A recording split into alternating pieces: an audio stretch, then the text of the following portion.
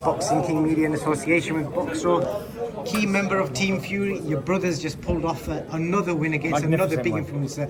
Just tell me, what are your immediate thoughts from that win? You know, listen, immediate thoughts is obviously congratulations to Tommy. He dug deep and he tried to win. But the fact is, when one guy doesn't try to win and one guy does and one guy tries to survive, it's very hard to make the other guy who's trying to win look good. It was a very messy fight, but he got the decision. The judge has seen the right thing. How confident were you when the cards were being read out?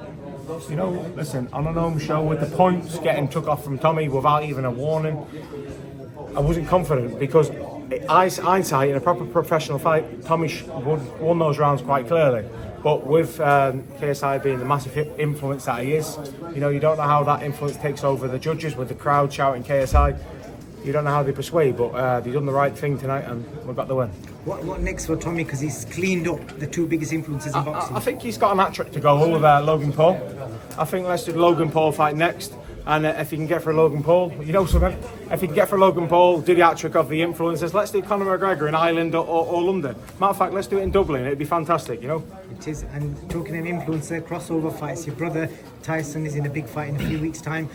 Just give me a quick prediction about the height. You know something? Obviously, Tyson is a fantastic boxer. He does what he does. He's natural. But the fact is, the pressure's on Francis. You know, all the guys coming over from UFC or any mixed martial art background, have they ever won a fight? I don't think they have. I think Jake Paul sorted probably half of them out. You've seen one go down today. So I think Francis has got to come in and try. But the problem with Francis is he's not fighting a Logan Paul or a Jake Paul. He's fighting the most dominant heavyweight on the planet right now and arguably in history. So Francis has got to come out and try, but unfortunately I think Francis is a bit too much off he can chew. But the fact is, he comes from I'm not going to insult the guy and says he comes from I don't know, is it Ghana or Cameroon? I think it's Ghana. I think he's from Cameroon or something like that. The guy come from nothing. So if he goes out there and gets knocked out in 10 seconds, he's a success story. So congratulations to Francis for getting the payday and making the fight as big as it is, because take nothing away from Francis, this fight's massive. No matter how big, how much the actual boxing world media want to tear it down.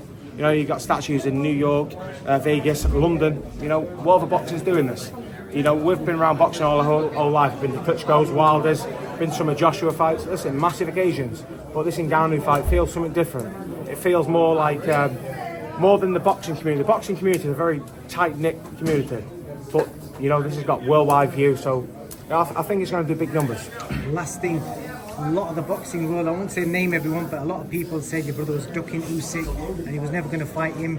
He's got the fight over the line. So your response to them people that said all that? You know something? People who are saying Tyson's ducking USYK or he ducked Joshua or whatnot, you know, it's the same people who's never gives Tyson credit for whatever he does. You know, let's just track back on Tyson. You know, he went over as, I think, I'm not going to exaggerate, I think he's like an 8 or 9 to 1 underdog going to Klitschko.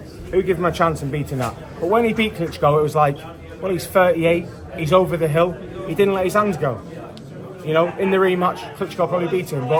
And then he come back to England and he got nothing but harass and horribleness talking about him. Sent him into depression and spiral under. You know, then go to the Wilder fights. Joshua and Wilder was allegedly fighting. Then who come back and from 28 stone to fighting Deontay Wilder? Who come back and said, you know something, I'll take the smaller percentage. I'm a fighting man, I'll do the best I can, and I'll wipe the floor with Wilder. Granted, he got a draw in the fight, but I think he won it by points. And then he cleaned the slate by knocking him out twice in the next 2 fights. And the third fight was a magnificent fight, probably the best fight I've ever seen live. And now he's going up against NGANNOU, probably the hardest puncher he's probably ever faced. You know, granted, NGANNOU hasn't got the boxing experience that Wilder has. And I've seen someone put up like a clip of Wilder in pads and NGANNOU in pads. Now, it's all fantastic getting a pad, but when that's flooding up the side of your head, if Tyson gets hit by NGANNOU, he'll know about it. So he's got to be switched on and be 100% for NGANNOU. People saying he's going to overlook NGANNOU, but he's not. So you've got to take care of NGANNOU. And once he fights USYK, I don't see any positive coming out of it. When he beats USYK, they'll say he's blown up cruiserweight. Fight Joshua. He fight Joshua and wipe the floor in 1 round. Fight I don't know, Zilly Zhang. You know, it is what it is. You know, when you're the greatest of a generation, people only, it's sad to say, but they only recognise it when you're finished, or rather dead or finished or beat. They recognise how good you are. And that's the sad reality of boxing, it is what it is.